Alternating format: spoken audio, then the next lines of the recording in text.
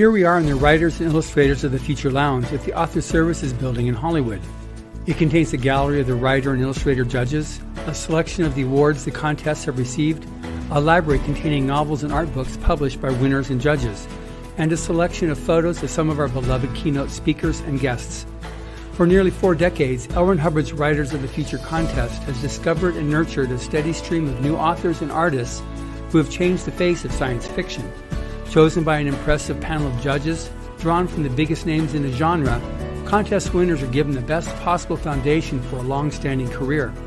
Now in its 3rd year, the Writers and Illustrators of the Future podcast continues to provide advice and tips from contest judges, industry professionals, and contest winners for writers and artists wanting to take their next step, along with needed inspiration to keep on going. If you are already a regular listener of this podcast, I thank you. If you are new to it, I welcome you to the weekly installment of the Writers and Illustrators of the Future podcast. This is John Goodwin, your host.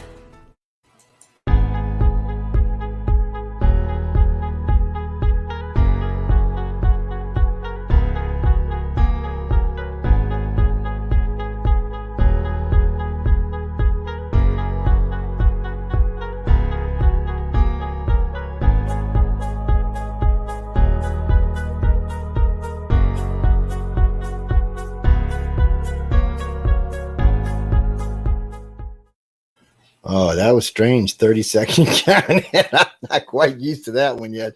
It was just something we knew we were playing with, guys. You know, all the shows now have their own intros, and I'm just playing around with this one. And I popped that one on tonight with you, the Writers of the Future just now, because all the shows are going to be up for podcast awards. It should at least 7 of the shows in the network will be back up for podcast awards. So you're going to get out there and vote. So you're going to hear that a lot. But I'd like to plug John's show that's on Monday. He's with Writers of the Future, actually with Galaxy Press. And I'll be out there harassing a whole bunch of them in April here real soon when they're out there giving away all the awards. It's a lot of fun, and get a lot of great interviews. Tonight, matter of fact, the guest that's on with tonight has actually won Writers of the Future, so we're going to talk about that in a minute. But we have Sean Patrick Hazlett with us tonight. And I noticed, Sean, you have a lot of books, man. And not just that. So I was scrolling you on Wikipedia, okay? Because you know, you can go like Amazon, which is what you see up here right now. I guess that's your Amazon page that's up there right now. And well, if we get damn thing to scroll here. Oh wait, hold on. The reason it's not scrolling because I'm not on the right page. There we go. But I noticed you got quite a few books. But I noticed on Wikipedia, you have quite a few others, all kind of little novelettes and stuff that are all over the place. And I noticed there was a lot of different types of publications. So before I even get into all of these, what was it, man? Before I even let you introduce yourself properly. So what was it? Something you seen as a kid? Something someone told you? What was that first spark that said, okay, I can write? Because I really want to know, because I'm trying to figure this out for myself. So I'm just being honest about this. So, I mean, what was it? I mean, was it just something that came up and slapped you in the head, or was it subtle, or something in between? I think it started in 5th grade when I was about 9 years old. And one of my teachers gave us an assignment to write a fantasy short story. And I wrote one, and then I wrote a sequel, and then I wrote a sequel to that. And then I started writing a bunch of stories. In 5th grade, I have a pile of them in a closet somewhere. So that's when it started. I lost a little bit of touch with it over the subsequent few years when I was focused on school and things like that. I tried to pick it up again in the early 2000s when I was in the military, and wrote or started writing a novel that I never quite finished. And it wasn't until kind of my mid to late 30s that I really started trying to do short stories. One thing that I think people get caught up in is it's easier to fail faster if you write a lot of short stories, because they're much shorter than a novel. And a novel, when you're writing something, you really don't know what you're doing yet. And by writing short stories, you have a chance to have other people read what you're doing and kind of pick up your mistakes. And in fact, that's why L. Ron Hubbard's Writers of the Future contest is really helpful, because it's a contest that anybody can enter. It's run once a quarter, and it became kind of a goal-setting exercise for me, because I didn't know how good I was or not. And in the beginning, most people aren't very good, and they don't really know that. So I submitted about 17 times, and not about, exactly 17 Yeah. times. And I won on the 17th attempt. I got second place in a quarter for my story, A Dramalek, which is a horror story that was in volume 33 of the contest. And the beauty of that contest is it's completely anonymous. It Like is. there's no games being played. It's based purely on the quality of your submission. It's a good. It's I've been knowing John and Emily now for about 4 or 5 years, and maybe even a little longer than that. The very first time I ever talked to him, he's telling me all this, and the whole time I go, "Yeah, you're full of it, man. There's no way there's some catch." And then for the whole year after that, because he came on the show quite a few times and we talked, I said, "John, I'm just not buying it. Just some kind of catch. When you get there, you got to pay for this, you got to do that." So and we've been back and forth, and I really like him. I was pretty much everything they're telling me seems to be true. Well, I went out last year for myself to the awards for the catch, and I did a lot of interviews while I was there, and they're exactly what they say they are. Yeah. No ifs, ands, or buts. Everything's judged anonymously. What to me, one of the great things I found out was seeing all these big name authors and big name artists out there taking their time to teach these people how to do this correctly. I was just stunned. And it's not. And what's really interesting about the mix of people who submit, it's all age groups from very young.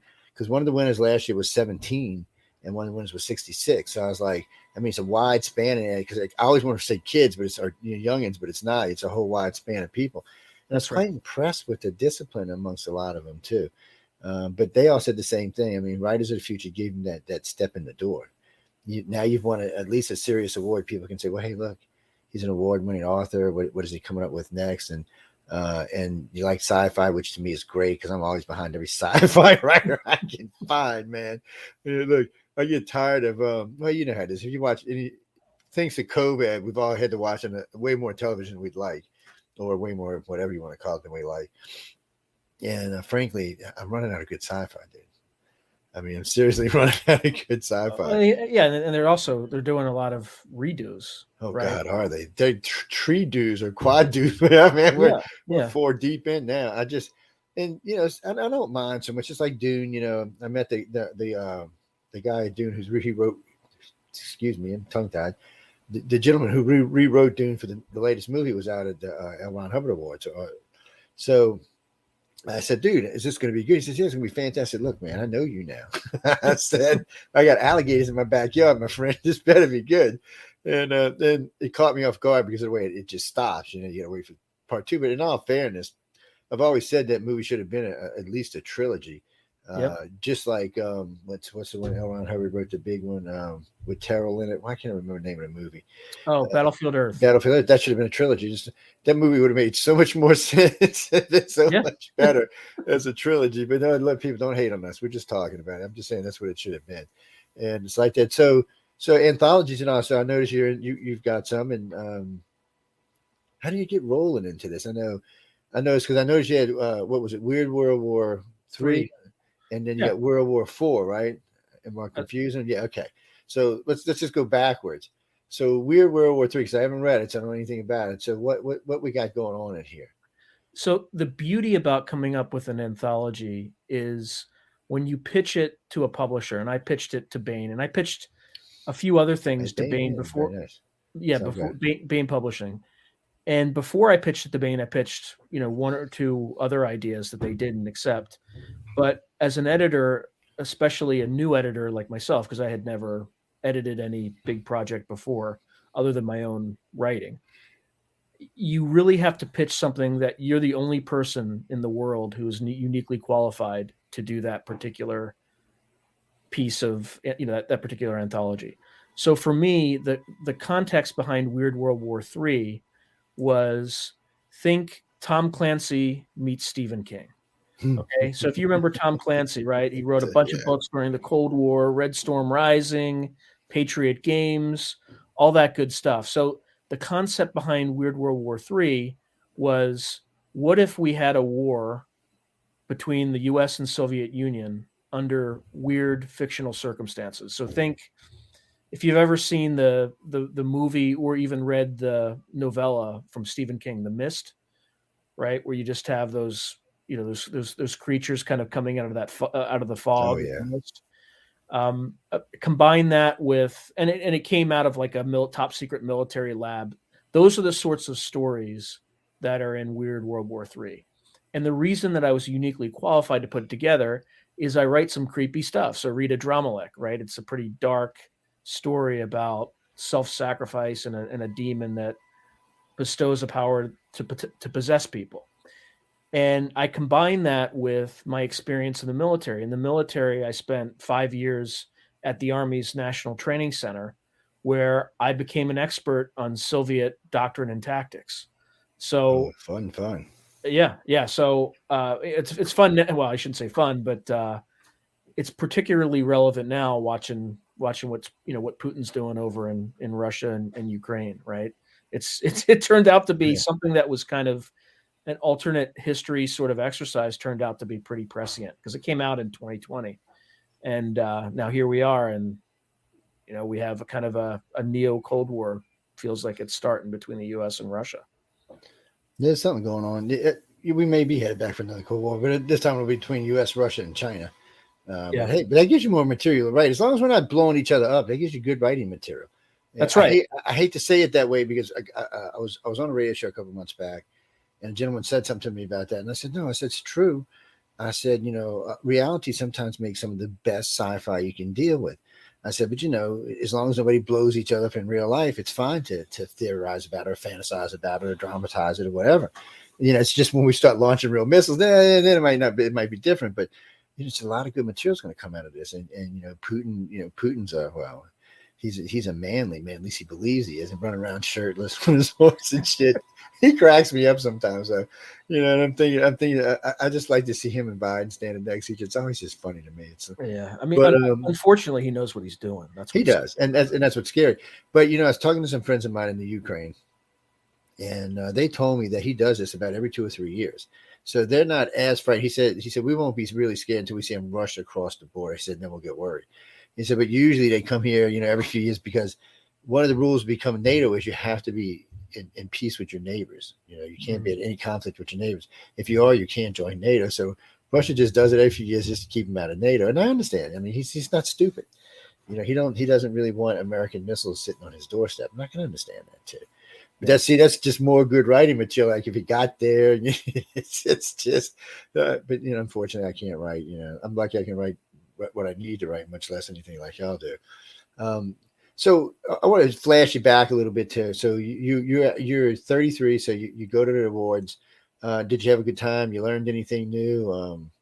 Yeah, I had a great time, and it's probably the fanciest award show in writing, bar none. It's fun. I know they do a good job putting it on. I enjoyed it, and I hate to say it, I learned more about artists, how to be an artist in one afternoon in one class than I did in the last 35 years. It's just pathetic, man.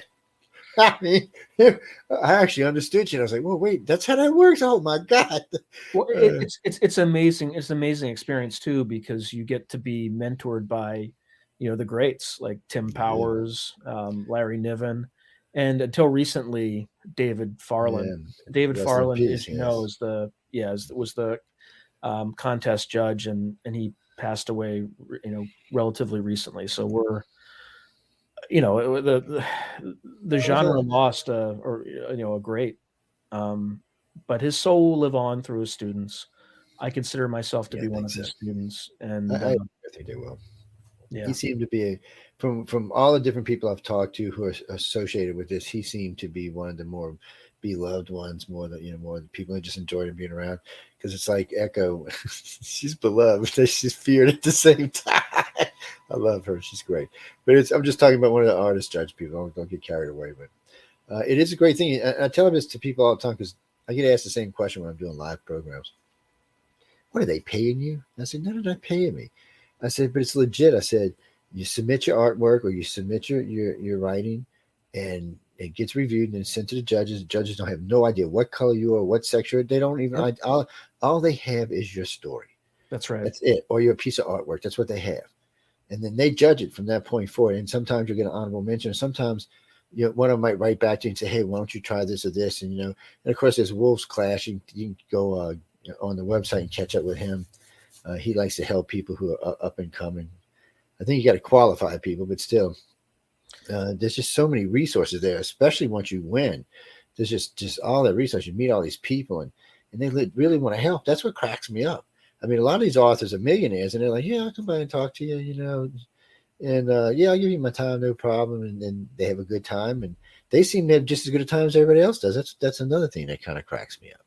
Well, it's the pay forward mentality. And the Is. other thing what most people don't realize is there's not a lot of artists who live doing their arts, but most or doing the art, right? Most of them have full-time jobs because it's a really difficult industry to make a living in, right? Like the very top authors like George R. R. Martin and things like that, make the lion's share of what's available. And I don't think a lot of folks who are not writers realize that. And there's also a tremendous amount of rejection, which is why again the contest I think is really helpful because it lets you know if you're on the right path. So for instance, if you submit to any of the genre magazines, most of the time you'll just get a rejection. No explanation, nothing. Sometimes you might, and that means you're on the right track. But in this contest, if you submitted a kind of a story that for the most part works, plus or minus or minus one issue or two, you might get an honorable mention. And that just gives you a signpost to tell you that you're on the right track. And then you start getting, you get a few honorable mentions, and then you get sometimes a semifinalist, sometimes finalist. Sometimes you get finalist, right away after a few of those honorable mentions, and you win. And that's what happened to me. So it's a great program because anybody can enter. It's free, and they pay you to come to Hollywood, and they pay you for the story. Yep. Should they fly your family out on the day of the event? I'm stunned. I was like, "What the hell, man? What's going on here?" They go way above board for what they need to do. It's usually 7 days out there, so they bring all these people out to LA for 7 days. They don't get me wrong, they work them, during the week. I'm not gonna lie to y'all. There's a lot of classes going on, but you learn a lot, and it's a once in a lifetime thing to get to work with these kind of people, with this kind of caliber writers and artists. And you also make the network too, right? Yeah, you do. You elevate yourself by having been chosen as you're just kind of this blind, nobody knows who you are. They just know you by your story. And that helps you, establish a network not only with the greats in the genre, but also with other up and coming writers. And, there's a ton of people, most of the people in my year, I still keep in touch with. And many of them are even in the anthologies that I have, that have come out. So Weird World War III, Ville Merlainen is a Finnish author who's in Weird World War III. Stephen Lawson is in Weird World War III. In my next anthology, which is Weird World War IV, and I'll explain a little bit more behind that. But David Van Altman was a finalist, is in that, as well as Stephen Lawson was there.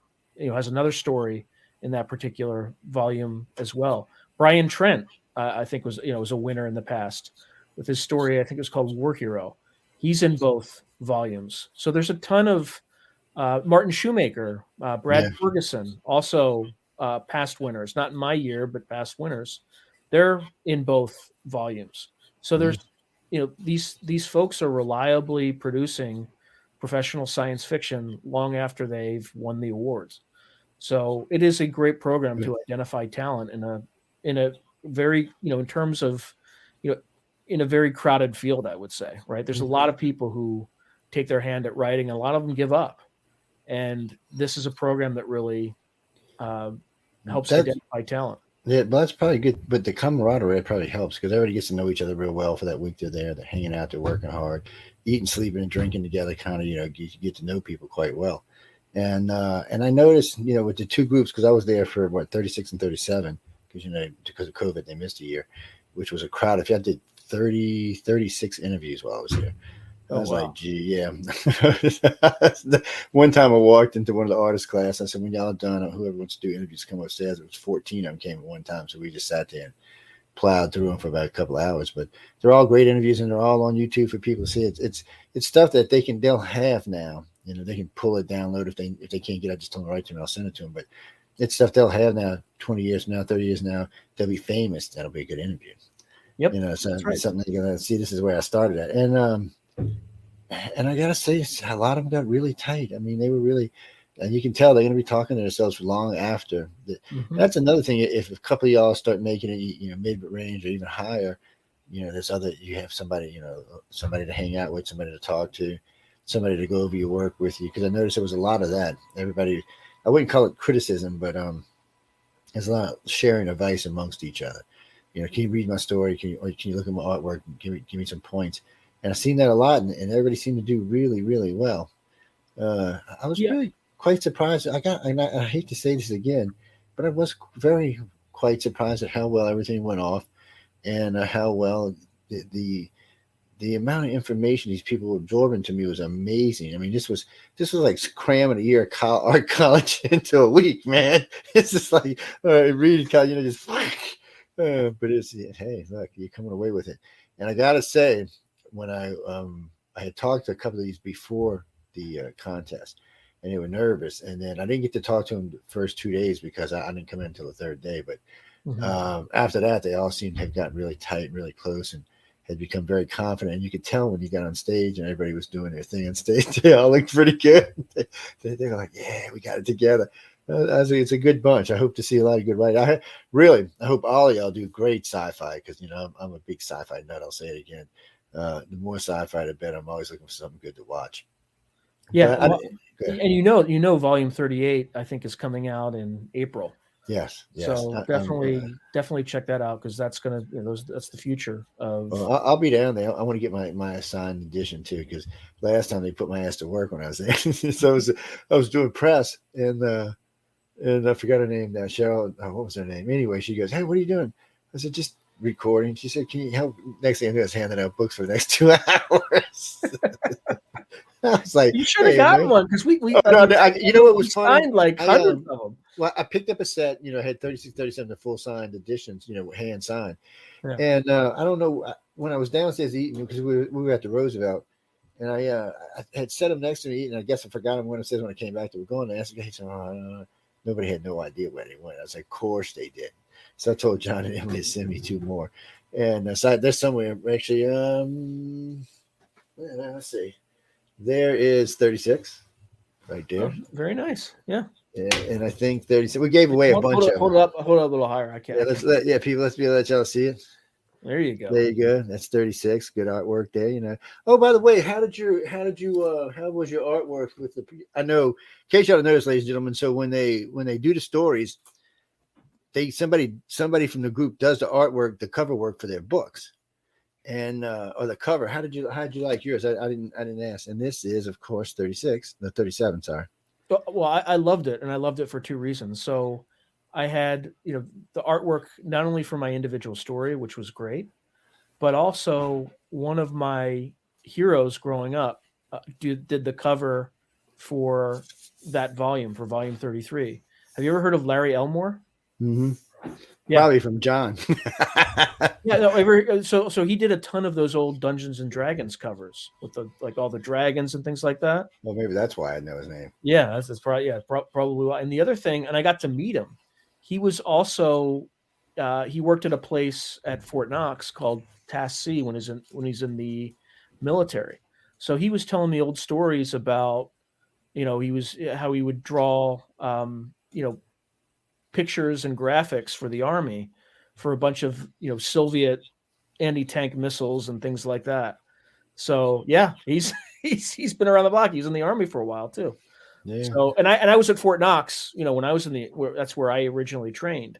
So, you know, after the ceremony, I kind of got to sit down and have a drink with them. It was fantastic. So you do. I mean, you can't pay for that kind of stuff. No, you can't. You can't.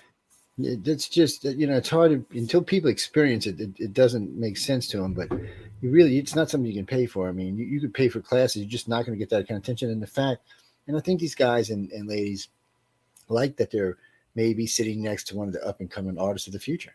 They may be watching your work in 5, 10, 15, 20 years, however long it takes to get there. And I knew him, I helped him out, or helped her out. And yes, they don't discriminate at all about anything, people, nothing. It's hard to make people understand is they do not, when the judges get anything, they don't know who you are, what you are. Somebody said, well, how do they identify as sex? I said, they don't. They don't care what sex you are. They don't care what color you are. All they care about is your story or your artwork. That's it. Yeah, in fact, if there's anything on there that identifies you in your submission, it gets disqualified immediately. Yes, it does. And you don't have to take anybody's word. I actually was there talking to judges. Y'all know what kind of ass I can be. And I talked to all of the judges about this. They were all very honest. Y'all know I got a degree in voice stress analysis, so no, they weren't lying to me. It was exactly what it's such a thing. This is why it's a big deal to me, people. For me to find something that's completely legit is like 1 in a million. I'm not kidding y'all. I've been a lot of organizations ask me to get behind them, help them out. And you start researching, and all of a sudden, let's say a little fuzzy business here, a little funny business there. Oh, I want money. Oh, it sounds great. And then all of a sudden, somewhere in the middle, before you can get there, oh, we need a couple of thousand. I know, so, but that's not how this is. And it amazes me that they fly everybody down, fly y'all out there, put y'all together. Now the writers and the artists have to double up. Yeah, so, that's fine. But they do that on purpose to help y'all build come right. I know why they do it, but I didn't see anybody having any real problems with anybody. It seems nice. And Roosevelt's a nice hotel, nice place to hang out and get in trouble. And last time we were there, they had the salsa dancing going on. Me and a couple of judges almost got ourselves in trouble. We're all scared of Emily. So, and if y'all know who Emily is, people, that's John Goodwin's other half. That's his wife. And she deals with a lot of this stuff for setting up the awards and stuff. And John runs Galaxy Press, so which he's insane, by the way. You don't hear that from me, but no, just teasing. It's just an insane work ethic, I think. Yes, that way, and this kind of work. Now, people, if y'all are brave, y'all may want to try this book.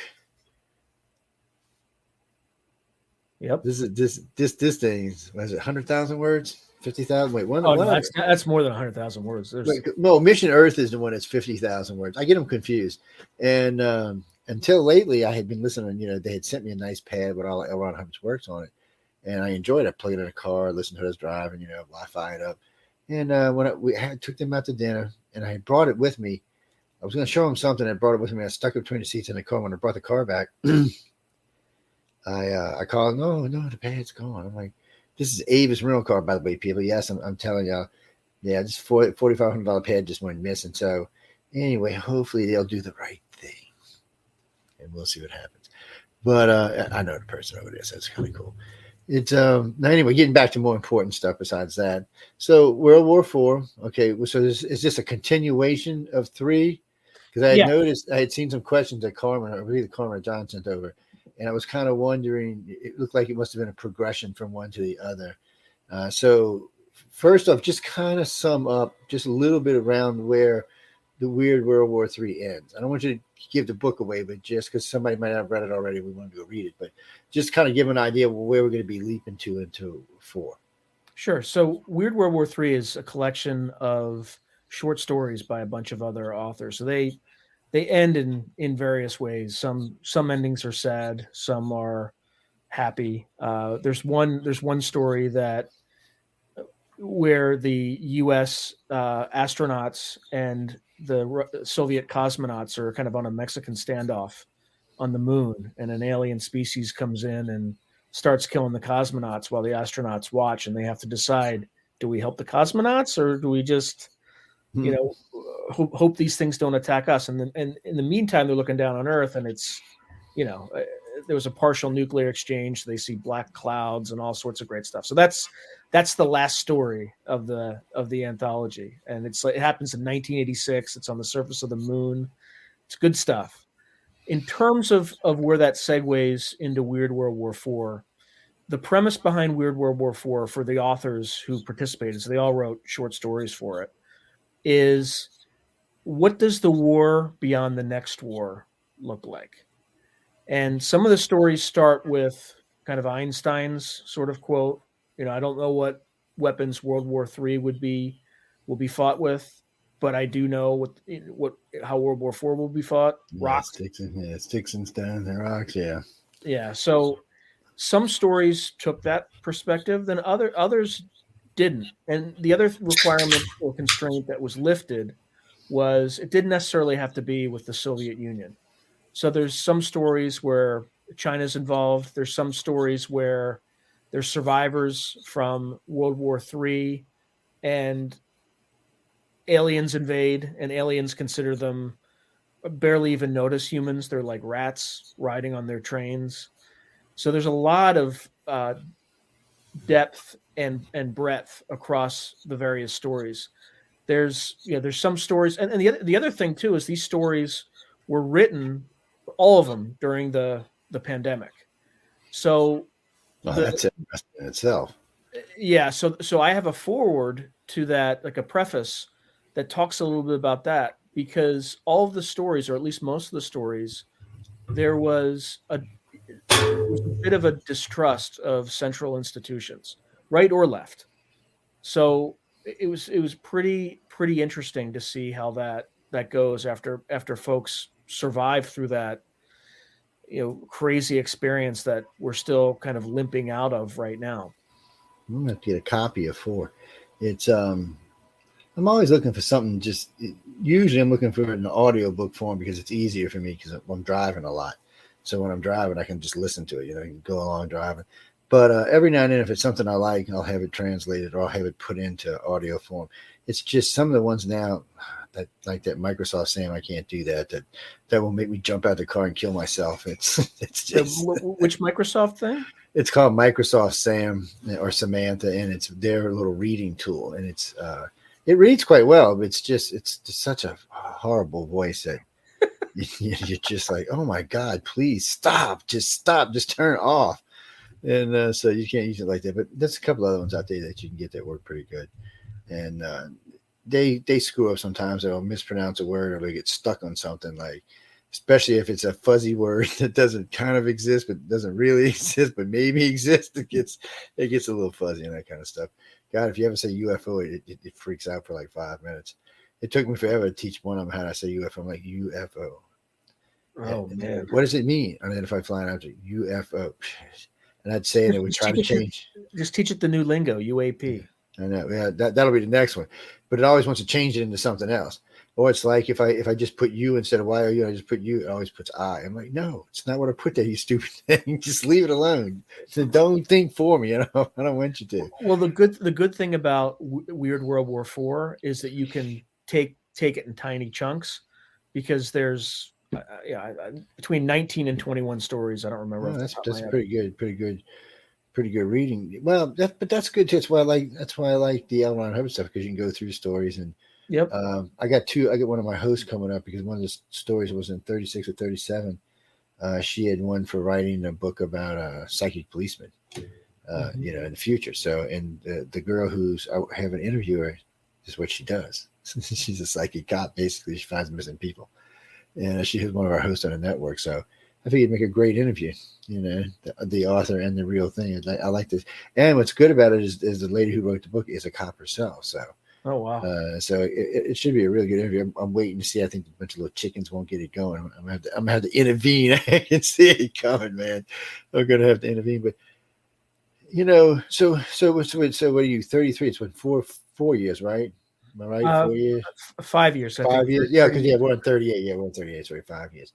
So you feel you've been writing a lot more since then, or because it looks like you've been pretty active since it was. I have to go look. It was running somewhere at 213. Seems like you were pretty active from that point forward. Yeah. So I would say I've written a total of 68 stories. That's not I've bad. Probably sold 50. That's not bad at all. So it's a high hit rate, but it's also, you just have to keep it up. I published 2 anthologies. This is my second anthology that I published. I'm working on a novel. I'm about halfway through. I've written 2 novels so far, but they're not quite at the level that I think. Yeah, I could easily release them on Kindle if I wanted to, and sell fine. But I want to use a traditional publisher, and you stand a much better chance of making more money with. And I don't even get into that, but all I can tell y'all people, and I'm going to be real fast about this, when you go looking at publishing houses, ask up front what your cut is, because some of them will just kill you. So you just need to be upfront. You need to know if it's something you're willing to, because it's easier to get famous with a big publishing house. We're not going to lie to you about that, because they have the money to put you out there and get you out there. It's just some of them you can make as low as 10 cents a book. So you need to always ask. And I've had some guests on that were just, when they first started out with 10, 15 cents a book, they were just getting killed. And now it's, 2/3 of the book or half the book. And, books sell for different prices, anywhere from $2 to $50. Just depends what it's about and how good the author is and things along those lines. I got to say, most of the people I've read so far, I haven't been to 33 yet, but I've been 34, 35, 36, and 37. I'm just about through 37. I've enjoyed the stories. Now, they're not all my taste, but I still enjoy them because there's good writing in there. You can tell they thought about what they were writing. It wasn't just jumbled, rushed, and put together. Because I get a lot of people who send me books, and sometimes they're like, I'll be like the first 5 pages, like, okay, they were smoking crack when they did this. I just slide it through. But I asked, we have a lot of hosts on the network. I say, well, hey, y'all need some guests here. There you go.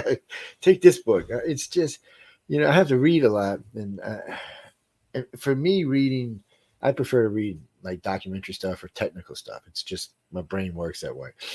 Joe, you got to get volume 33 and read my story. I'm getting it now. No, now we're talking about it. I'm getting it. It's on audiobook, my friend. It's on audiobook. You know what? But wait. Oh, wait. Hold on. Yeah, you can read it. You can listen to it. Wait a minute. Let me see something. 35. I had an order just come in the other day. Hold on. 35.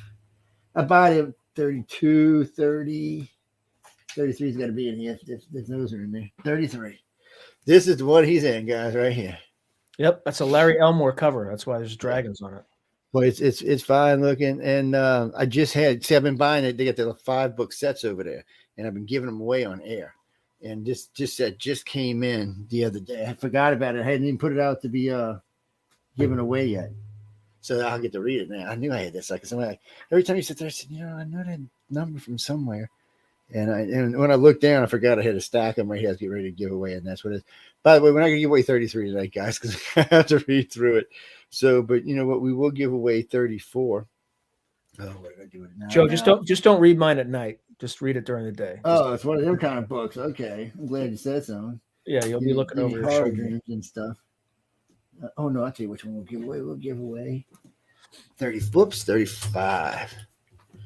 Okay, hold on. Let me get my head back in my earphones again. Yeah, get that higher. Got to get that higher, Joe. Yeah. I don't know what my chair slipped down or something. It's weird. I feel like I'm shorty. There y'all go. 35. We're going to give this away. So where are we right now? Whatever email comes in with the email stamp at 10 o'clock to the iCarCox.net, it's yours. Just make sure you give me your address and a way to send it to you, and I will send it over to you. And it usually takes about 2 days to get them, unless you're outside the country. Yeah, see, now he even got y'all a book. Look at that crap, man. Somebody's gonna get a free book out of the deal.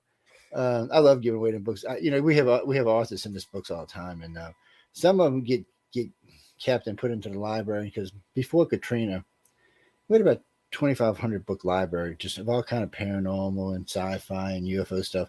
And it was a lending library. You could come by and get something out of it. People would exchange stuff and bring stuff in, and they took stuff, and it was a nice little setup. But when Katrina came in, the water didn't get deep enough to get to the books, but it did get into my house about 6 inches deep. And it was so much moisture, all the books swole.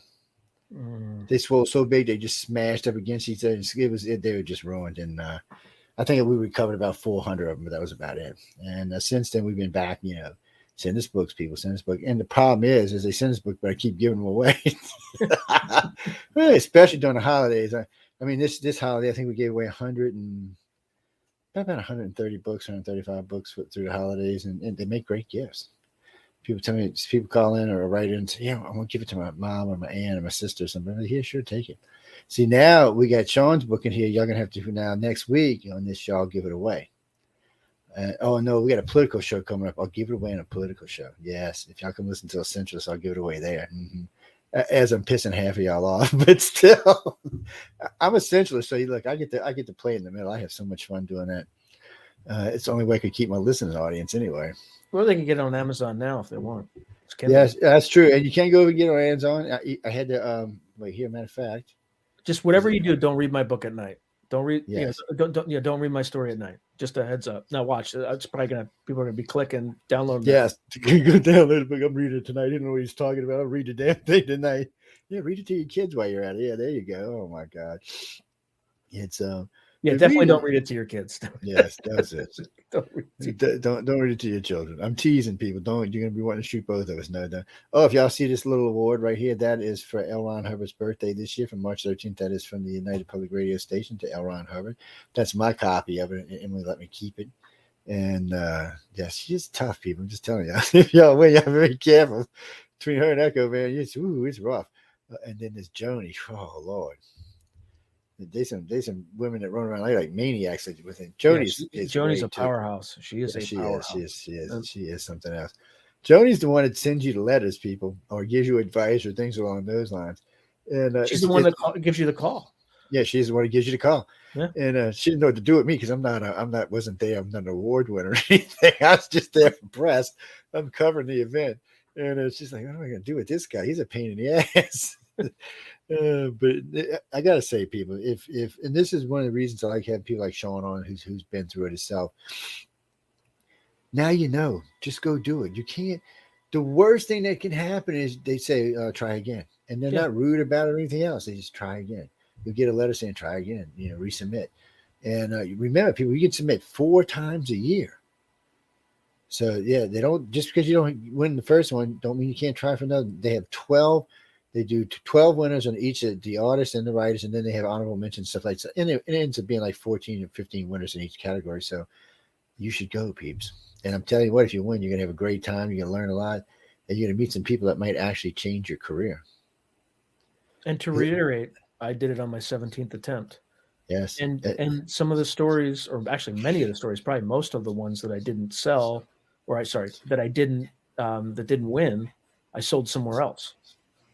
Yeah, because they're looking for a particular caliber story, and they and I guess the more you win, now by the way, if you're a professional writer, if you make X amount of money, you can't submit. Yeah, there is, but you can go over there. They get all the rules on the website. You can go read the website, and they'll tell you what the rules are. And just because it doesn't matter if you've published before, it's just a matter of how you publish and how much money you've made. And then if you're a professional writer, you consider professional, you're kind of out of the box. But they're great people. They got a free course too over there. I've tried to take this thing like 3 times. I get about 3/4 of the way. I'm like, F it. Why'd you stop, Joe? Why'd you stop? Look, I don't know. I might have better luck with being an artist than write. And the bad part is, Sean, I've got somewhere on the desk over there on the side of us. There's 3 outlines for 3 books, completely outlined. We went on a vacation trip, a 12-day vacation trip. But for some reason, I never could get. And even after going through the course, and I've learned a lot from the course about how to spread things out and how to filler, I guess would be a good word for it. And I've learned a lot more, but I'm just not smooth. You want me to write your documentary? Shit, man, I'll get you a good one. But I want it to be entertaining as well as, so it makes it a little hard. And I'm learning. But, I've had a couple of people offered maybe to ghostwrite for me. I might let somebody do that because we have all the information. It's just, I don't know. Oh, the grass was green while I was walking down the yellow side. I'm lost, man. But at least I'm honest about it. I know you know what I'm talking about because I know when you're writing. No, I just wrote a 10,000-word outline, sent it to my publisher, God. and then I started writing. But you know what? Once you do, for me, that knowing what's going to happen next in advance makes it easier for me to write. Some people are pantsers. They kind of just write and figure it out. Yeah, I can't do that. I'll write myself into a corner. Yeah, because that was one of the courses that I heard him giving while I was there, and they were talking about how you do that, and I was like, yeah, you just keep writing. Next thing you know, you're like, wait, where'd this damn thing go? It's time for erasing or tearing out pages. But still, I mean, every writing experience is a new experience. So it's and so you seem to have a knack for at least being able to write them and sell them, so that's a plus. And some of these other writers are getting to that point. And again, people, he said he submitted. It's not 17 years, by the way, people. It's 17 attempts. It's 4 times a year. I talked to a couple of 14 timers. One of the guys who's a regular guest on my other show, Preston Dinner, he submitted 34 times before he won. And so, yeah, just keep submitting. As long as you're writing, you should be submitting, people, because you can win. And it can help you change your careers. It's just a good feather to have in there. They give you a nice, big, shiny trophy. Yep. You know, Trip to Hollywood. trip to Hollywood. You get Pageantry. to, yeah, Hollywood Boulevard. They do a big gala to bring in a lot of press. And by the way, you can go on YouTube and just do Writers of the Future Awards 2021 and take a look at it. You'll see about 57 minutes. You'll see my lovely face smiling at everybody. And, it's like, how'd you get that shot? I said, I'm friends with the press. That's how it works, man. But it was a great experience, and I love some of the stuff the guys got on there and said. Or I shouldn't say guys, but the ladies and gents got on stage and said it was great. The guy from Australia, he was insane. He lost his mind because he wasn't Sean Williams. Maybe? Yeah, he couldn't attend, so he was stuck down there in Australia. So when he heard, I mean, he cracked me up. But everybody did a good job. I mean, nobody was real nervous, and if they were hiding it real well. Everybody got there and seemed to have a little personality going on, which was nice to see. Because you never know what you get. People freeze on stage. I know you do rehearsals and shit, but I've been to a lot of places where people just and you're like somebody asked me the very first time I ever did a lecture. It was only in front of about 300 people, and he said, "You're not nervous?" I said, "Yeah, I'm nervous." And they never laughed because I'd done a little radio, but I had never really done any lecturing. And I was like, "Okay." So everybody's gives you different kind of advice how to do it. All I did is I'd find 4 or 5 people in the audience, and I'd focus in on them. Yep. And I would use their expressions to guide where I was going with the lecture. And it worked real well once I learned how to do it pretty good. And now I enjoy doing it, but it's a little spooky the first time. So, you write your book, it gets accepted. You're like, oh, shit. Then you're going to go ahead and talk to these big-ass writers and people, oh, my God, this guy wrote Dune. Oh, no, this guy wrote Ender's Game. Oh, man, these are big boys. And you think, but hey, they don't act that way, though. None of them I found had how can I say it, outrageous egos. Not that they didn't have egos. I don't want you to know people, they do have egos, but they didn't have that snotty kind of ego. They just said, yeah, look, I'm good. You want to be like me, listen to me. But they weren't just outrageous type egos. It was very pleasant. I mean, and I got to talk to every judge that was there more than once. And when I went drinking with a couple of them, and it's they're good people, and they want to help. And that surprised me. I got to be honest with y'all. This is Hollywood. We're talking about people. I mean, it's foreign to see people out there wanting to help people. That's all I'm saying. And speaking of the author of Ender's Game, Orson Scott Card, I have a story appearing in an anthology with him. Oh, great! At the end of December December of this year, it's called Worlds Long Lost. And it's about like archaeological digs where they find extraterrestrial, ancient alien stuff, like kind of H.P. Lovecraft. It's good stuff. Good stuff. So that comes out at the end of this year. I'll enjoy seeing that, and I like his work, and I'm getting ready to read yours. So I'll probably, well, you said don't read it tonight, so I'll read it tomorrow. But it'll get read this weekend.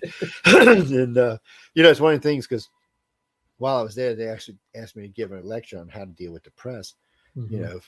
I said, well, if y'all newbies, I said, remember, this is about you. It's not about the host, even though the host can make it about.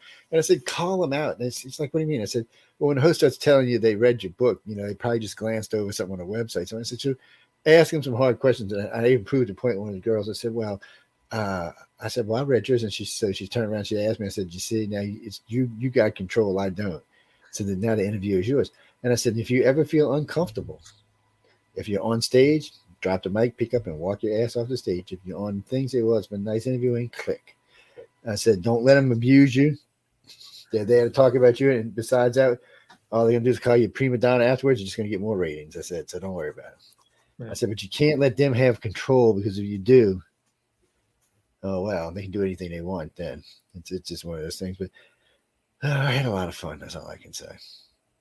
I got a lot of work done, but I had a lot of fun. Oh hell! I was going. So going back to World War IV. Sorry, I got off track again. That's what you call senility, getting old. And so how many? You said like 19 to 21 or something stories. Yeah, about that many. So average 1,000, 5,000, 10,000 words. I'm saying average 5,000 words. There's some that are a little bit shorter. 3,000-ish words. And then I think the longest story there is probably 9,000 words. Yeah, those are pretty quick reads, yeah. For my wife, that's like she reads like a Jedi, man. What? You see them commercial and they cut the thing and start. I'm like, did you? No, wait, it's like 2,000-page book. No, I'm done. I'm like, Jesus, how do you read like that? I took speed reading courses in school. I can't read as fast as she does. Yeah, I'm a slow reader too, but oh man, I'm like, no, don't make me read on air. That could be a disaster. It depends what kind of mood I'm in. It's kind of funny. So, so you got this, and this is your latest one. So, what you got planned after this? I know you said you was working on a novel. Any secrets on a novel? Something spooky, something scary? so think what would happen if a meteorite of seemingly intelligent design crash landed in the Russian Far East, one of the most inhospitable places in the world, and the U.S. sends Delta Force to get it. To be And the interesting. Chinese invade Russia to get it, and the Russians try to get it from their backyard. That would be fun. That would be interesting And then too. what? And then what? Yeah, and then what? There's all kind of ways you can go there, especially if you bring something like Alien through the. There's just a lot of ways you can go there. It gives you a lot of room to play around, feeling. That kind of stuff's fun because you can write yourself into the middle of it, and then you can just write out in like splinters and come back, go back out, whatever finds to be most comfortable. See, I like stuff like that because it is easy because there's a lot of ways you can go there. You can have them all join up against an alien. You can have them come out whooping everybody's ass. You can have just them fighting with each other or just freaking out with each other because, they might not be fighting. They might just be freaking about whatever just landed on a thing. Because, ever since that last asteroid went by us that they think might be intelligent, God, there's so much argument about that one asteroid. I've heard them argue about a lot of things, but these egotistical scientists, physicists and stuff like that, because half of them think this thing was some type of object that was sent to scan our solar system. Well, you've seen the ATIP program reports on the front page of the New York Times, right? Yeah, was that? Did I see them? No, I don't think I did actually. For some reason, it sounded really familiar, but I don't know. Yeah. I think there were two or three instances, right? There was one off the USS Nimitz in 2004 that they have video of. That was declassified and they showed it. And there was another event that happened in 2018 where they call these things UAPs, unidentified aerial phenomena, and they don't know what they are. Like they could be anything from natural phenomena we just don't understand yet. It could be another force outside the four forces that we're familiar with, right? The weak nuclear, strong nuclear, the gravitational and electromagnetism. It could be some interdimensional thing. Who knows? They don't know. One nonfiction book you should absolutely check out, but you won't be able to sleep for about 3 nights afterwards, is a book that came out in October called Skinwalkers at the Pentagon. And what that did is there was a Defense Intelligence Agency team that went and investigated the strange phenomena that they see at the Skinwalker Ranch. I spent 2 weeks at the Skinwalker Ranch. Oh, you did? Yes, I did. Did anything follow you back home? No, nothing followed me home. Skinwalker is an interesting place for several reasons, but one of the reasons is, which they don't like us talking about because it causes some of the problems out there. It's downrange from one of the biggest nuclear testing ranges in the country. So there's still a lot of radiation that comes downrange from it. And, radiation causes a lot of weird stuff. So some of the mutations may actually be legit from that kind of stuff. But it's just other stuff out there. The place is eerily quiet sometimes. You're in the middle of nowhere. And, you don't hear not even a cricket. You'll be outside. Nobody's saying anything. There's no vehicles moving around. And being where it's at, you don't really see that much air traffic. It's so far off the beaten path that you see, like when we were at Area 51, you can see Vegas at night, basically from there. So there's just air traffic going back and forth. But out there, it's not. It's just a weird place. So when you see something moving in the sky, it instantly catches your eye. And we've seen lots of stuff moving around the sky, but nothing ever got close enough to really discern what it was. So it's a true UFO because it's unidentified and we have no idea what it was. Right. Well, was it aliens? I don't know. Was it government? Don't know. Was it drones? Don't know. And now with these freaking drones, it's making it so much harder on people trying to find UFOs or trying to get information because there have been a lot of people who just turn a drone into a UFO and fly it around. And people have no idea if it's real, if it's fake, because you can't really tell. And then thanks to digital cameras now, you can go outside with your camera on your phone, take a picture of an area, come back inside, crop a UFO back into the middle of it, put it back and take a picture again. And now you get a picture. It looks like it's digital, it's original, but it's fake. And there's no way to prove it's a fake. So that's why I always tell people the same thing. Always keep an analog camera with you, especially if you get them kind that are sealed. Man, it's so hard to fake that with an analog because you get the back, the gray pixel back, so you can look through it to see if anything's been messed with. So that you'd have to actually physically do it, but it makes it hard these days because of that. But thank God, I was stationed on the Nimitz for a couple of years, and I've seen the Nimitz was the flagship for a long time. So a lot of stuff like to buzz around the Nimitz. And I remember we were out there one day, the whole crew's out there working. We had two Lebanese jets buzz the carrier. I was like, oh shit, man! All of a sudden, woo, woo, woo. I don't know why they didn't shoot him down, which was surprising because we had a whole full escort with us. Next thing I know, we had 14 planes in the air in less than 2 minutes. It was just they're after him, and I thought for sure he was dead. Wait, what kind of planes, Bud? They were Lebanese jets. They were Lebanese jets? Yeah. This was back in, what was this, in the 80s? Yeah, it must have been mid-80s, somewhere around there. And we were there when Reagan came on board the ship. I actually told that story a few times. And then, see, I got a Class 10 security clearance, which is like 10 levels above top secret. And it's, I remember that he came to visit, and there was an event that happened that day. So they had given us they had made us sign a non-disclosure agreement for 27 years, 29 years. And so when it quit, a couple of us came out and talked about what we'd seen. 5 days after that, I was talking to Stephen Bissett. 5 days after I talked to him, they reinvoked my agreement. I got a letter in the mail that said your agreement has been reinvoked for another 22 years. And in lieu, you said we could cost you your Class 10 security clearance. And I didn't even know they still checked my clearance. I was doing a job for an FBI agent. I was working on his house after Katrina. And he brought me in his house. He said, Joe, why do they background check you every 4 years? What the hell's going on, dude? He said, what are you, a terrorist or something? I said, do I look like a terrorist to you? I said, I have a Class 10 security clearance. He said, you got a what? He said, dude, that's like hiring my boss at the FBI. I said, and people always think it has something to do with aliens, but I had to work on all the jets on the plane. I was a plane captain. So every jet on that plane, on board that ship, I worked on. All the missiles, everything went along with it. If it had any electronics in it, I worked on, I had to be in a conning tower and in a nuclear reactor room. So I was in the three most delicate places on it. I had to have it. Hell, our first officer didn't have the same clearance. It was just being because of my rating for what I did on board the ship. I had to be. And man, it was funny because I remember when I flew home after I got out of boot camp, I was visiting friends and family. Like, the FBI came to the house. Like, what do you mean the FBI came to the house? Oh, they came to the house. They came and interviewed. They interviewed more than 50 members of my family, and at least 30 of my friends.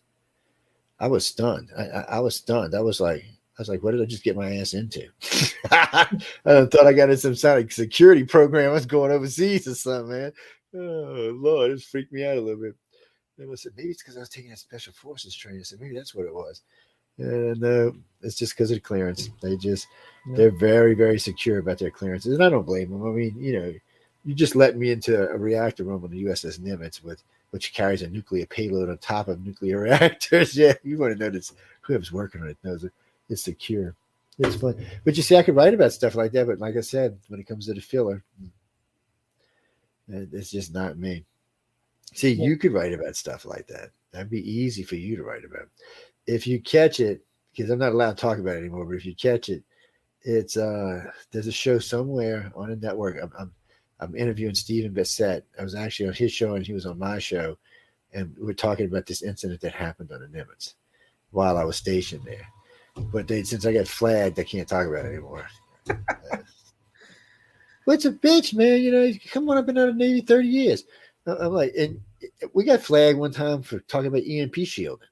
I'm thinking, come on, the Russians, Chinese know we got EMP shielding. Jesus, man, everybody in that freaking country knows we got EMP shielding. And I got flagged on that. I was like, what the hell? So far, I haven't got any marks against me, but a flag is just a warning.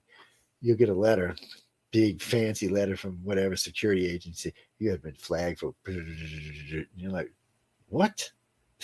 I'm always stunned. You've been Like, flagged. What are the consequences? Like what? nothing unless you do it again. We got hit a couple of times in the early days doing Wake Up USA when I talked about different things on board the ships or different stuff like that. I got a reprimand, which almost got me a demerit for talking about subtending. I didn't realize what I was talking about was classified. I was talking about how the procedure went on because we wanted limits and to be all smashed in between us and stuff, and the tender be over there and something be, and they're thinking they're tending the carrier, but they're not the tending the sub. Man, they were pissed because I said that. I was like, Well, and some of it is classified in yes. one branch, but not as classified in another. I remember an air defense guy told me something once, just told me, and then I said the same thing to a former stealth bomber pilot, and he's just like, "How do you know that? It's classified." I know it's I'm like, classified. I know. I'm like, You're what? like, I'm not gonna you're say like, what it was because I'm assuming he was right. yes, yes. So don't get yourself in trouble because they do listen to my show. So Yeah. it's because we had one time I was talking with Alfred Weber about alien agendas of all things. Right in the middle of the show, this guy breaks in. My producer's freaking out. Right, he just got into the system, and he said, "You know who I am?" And he always listened. So until recently, we had phone lines coming in and out. So we have a system that runs through the phone line. It's really for cursing, but it tells you if the line is open. So if there's a little red light on, and you look at the box, that means someone's line. There's a third party listening in. So there's we never did a show where it wasn't lit up. And even now on here, even with StreamYard, I get a thing that comes up on my computer it's called a hack tracer. It'll backtrack anything that's trying to ping in. We still like Virginia, man. We'll get attacked by 1,000,001 pings in 1 second, stuff like that. Yeah, they're just trying to get in and see what the hell we're doing. And I've had them come in with some big name. Had Michio Keiko on with me, and we were talking. And I said, "Well, they like to listen." He said, "No." I said, "No, they'll break in and ask questions." And we were talking about the stepping stone theory about how to get in space without fastening lights travel. And so all of a sudden, you hear a third voice pop in. He said, "Yeah, well, no, Joe's right. That's how we're going to do it." And Richard said, "Who is that?" And I'm like, "Frick if I know who that is. It's a closed system." And I was like, "Who the hell is it?" Somebody was listening, hacked in. And when we do specialty shows in paranormal ufology, they will actually come in and ask questions. They will break into the system and ask a question. It's insane. Is this government or is this just? I have no idea who it is. It's not. It's whoever is high end because my computers. It'd be hard to hack my computers. The guy who set up my computer system ended up working for the government. He used to hack NASA all the time, and they finally caught him one time. He went way deep and he got caught, and he gave him a job. And when he went to work at the HARP facility in Alaska, he sent me some software. So it's on all of my computers. And he updates it like about every 6 months or so. He updates it for me. Just some wicked stuff. So it's got like 1,100 viruses in it. And it's a deliberately left open port. So if you're sniffing for ports, it's open. Your system's going to jump on it because it's open. Boy, once you go into it, it just downloads all the viruses into your computer. I've had people told me it physically pitted the hard drives. That's how nasty it was. But they basically said your computer's shot. You might as well just fry the hard drive and go get another one because you've lost it. And it alerts me when it happens too. I'll get this little red box that pops up. Someone's tried to hack your system and they've been dealt with. And it's funny because the program comes with it's not a real AI, but it acts like it's a real AI. Good morning, Joe. How are you doing? It starts asking you questions. Anything you input, it wants to talk to you about. It's a crazy little software he has, but it's great stuff. And so that's why I don't really worry about security. It's not that nobody's invulnerable from being hacked. I mean, that's just part of it. But It's just matter of fact, when they try. A good guy, podcast Garden had been around a long time. He was a hoster, host podcast. And one day I went to go load up some podcasts, and they had this Korean guy running back and forth across the screen. I got you. He destroyed his whole site, man. He had to take it down, just wiped it out of existence. And I know it's not funny. It was funny, but it's not funny. I mean, I feel for him. But what he posted on the page was hilariously funny. So you just got to be careful out there. So I don't know. To be a writer is tough. I mean, it's like being a contractor. It's feast and famine. Yeah, well, I mean, that's why we all have, full-time jobs. See, I have a full-time job. A contractor is still feast and famine. So But I mean, so what did you think for like? Have you ever met Nick? I mean, have you ever heard of Nick Redfern? He's Um, he's an author. He does like cryptozoology, paranormal, ufology, stuff like that. I've definitely heard of him. I So mean, he's what I call a 9 to 5 writer. He gets up in the morning, sits at his desk, and he writes till 5, and he calls it a day. I forgot how many. He's got a buttload of books, 24, 28, 30 books out. I mean, I don't even know how he does it. You know, most people say they got to have a muse or something, or at least have a train. And so he just picks a subject and writes. yeah, that's what you have to do. If that's where you're making your money, Yeah. right? And I'm pretty sure that's how he makes his living is writing all the time. But that's what I was going to say. For you, how much? What do you think? How many books or short stories would you have to write a year to make a good enough living that's all you'd have to do? I'm just curious what you think. I mean, it depends on how quality, the books do, right? Yeah. Like, so if you're, like I said, if you're a George Martin or you're a, Dan Brown, right? You only got to write, one book maybe every 2 or 3 years, and you're good to go. But if you're kind of a mid-list writer, and again, I haven't formally published a novel yet, so who knows what That's going to do. That's true. But I think if you tried to do it, kind of the average, you probably have to write 30 books a year.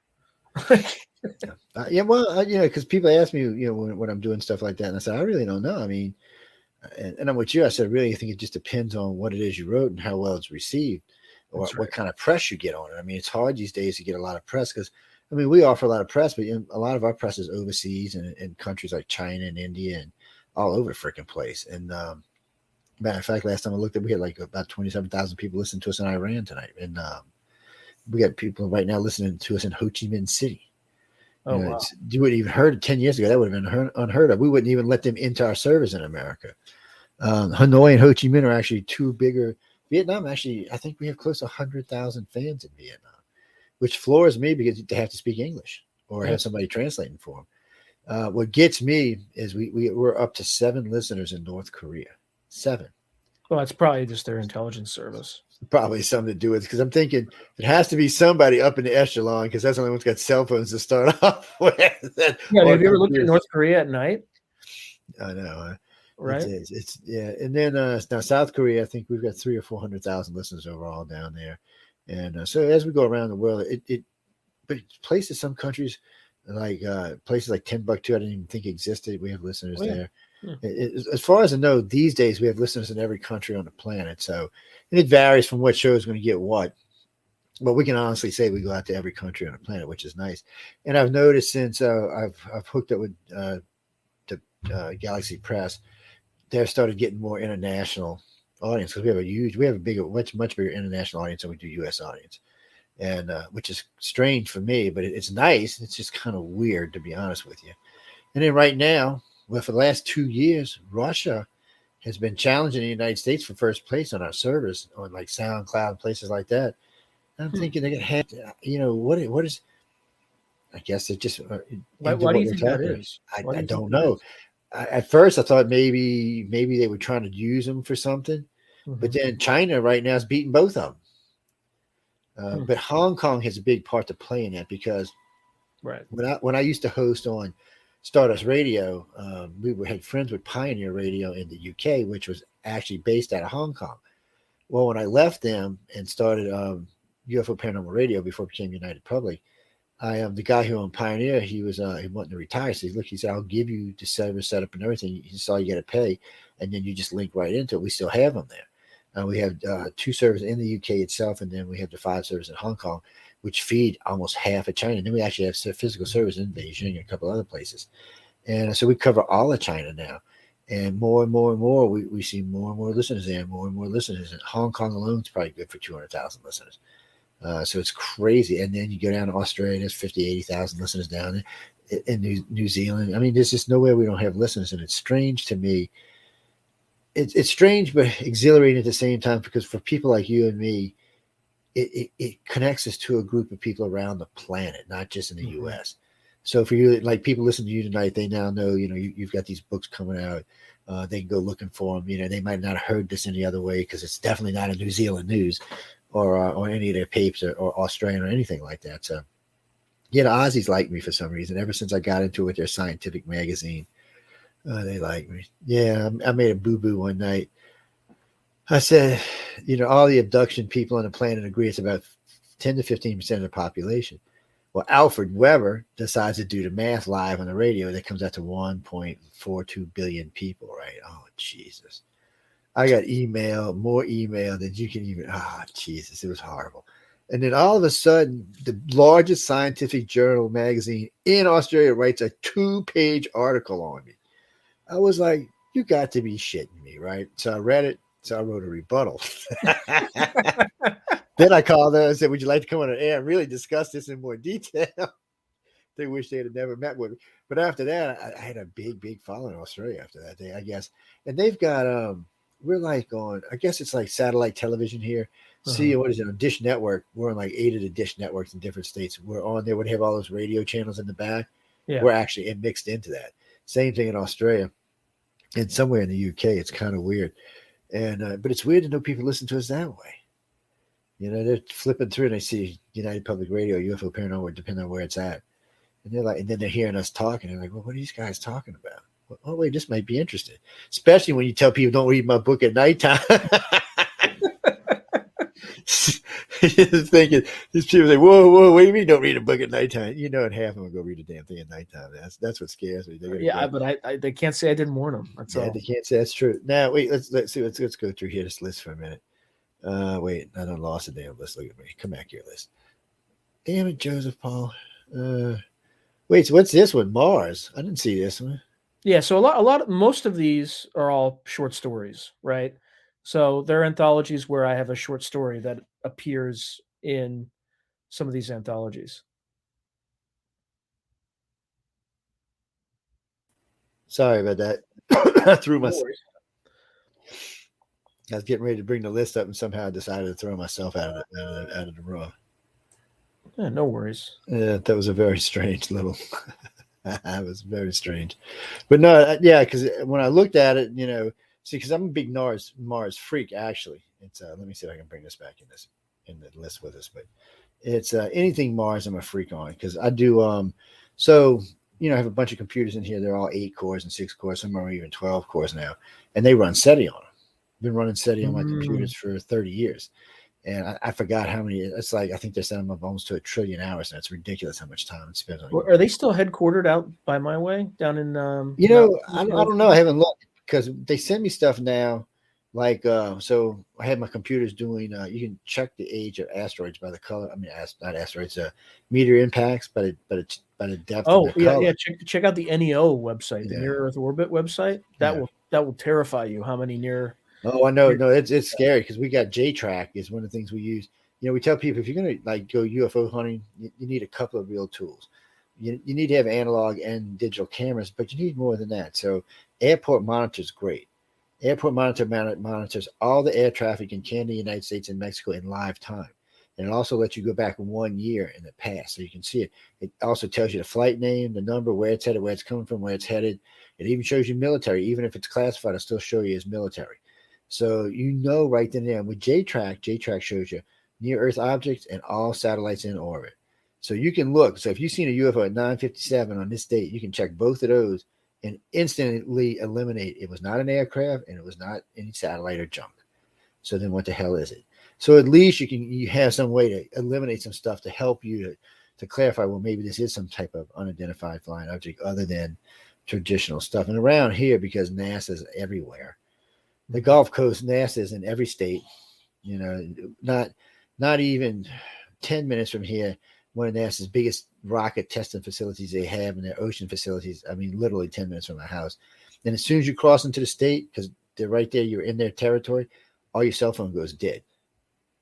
They just black you out. No cell phone use until you get X miles through the territory. I'm like, look at this, man. And I guess they're scared people can get in there and listen to whatever they're doing. But right there, we have seen TR-3Bs on a dozen occasions. We tell people, so they'll leave Pensacola, Florida, somewhere between Pensacola and Destin. That's where Eglin Air Force is. They'll leave there, and they'll fly up north of interstate because it's pretty much from Florida north of interstate all the way into Louisiana. It's just all forest. There's hardly anybody living there. So, And these things are really dark and black and really quiet, so you don't really see anything. And if they don't have their underneath engines or lights on, it's just a black thing. The only way you notice them is the stars get blotted out. So as it goes by, you'll notice it'll be like a triangle covering the stars as it floats by.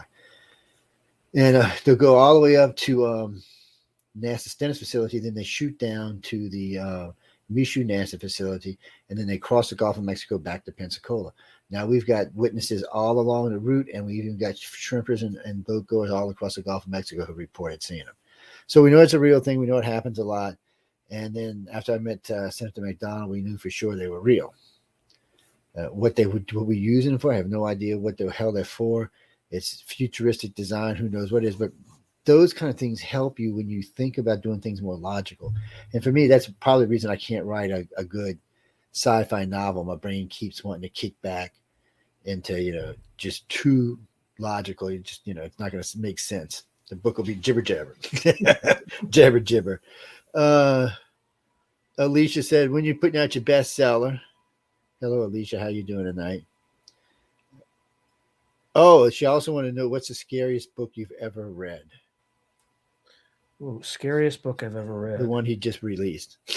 I'm just teasing. I'm sorry. That's hard because I don't. Well, actually, no. I got one. I just told you at the beginning of or toward the beginning.